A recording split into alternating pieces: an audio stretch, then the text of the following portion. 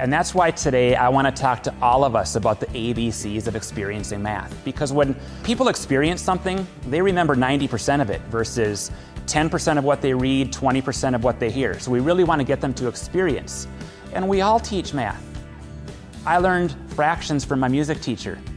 I learned about area and perimeter from my Phi Ed teacher. We really want to work on decreasing that level of math anxiety in our students, because let's face it, 94% of Americans have reported feeling anxious and uncertain about numbers. One of the best things we can do is establish a relationship with the students, and that way we can find out when they liked math and we can go back.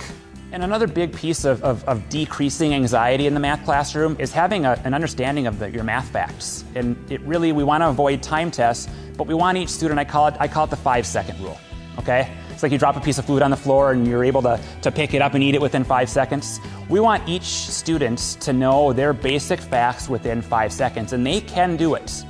It just has to come to practice. Math is a universal language, but it really doesn't get taught in textbooks a lot. And that's why we really need to use a whole brain approach and teach kids the universal language of talking math.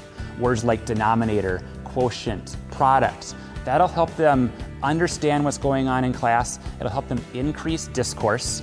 And it'll also, the added bonus, help increase those test scores. And a bonus of using a whole brain approach in math is that they're doing the written and the pictorial, and research tells us that 90% of the information that comes into the brain is visual. And what a great way to bring it in. Integrate art and integrate other things into your math lessons. A great approach to improving discourse or the communication that occurs in the math classroom is anytime you ask a question, follow it up with, how do you know?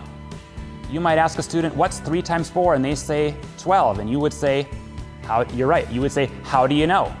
And that'll increase that dialogue in the classroom and really get those students thinking about the how and the why in math. And that's really what we're after.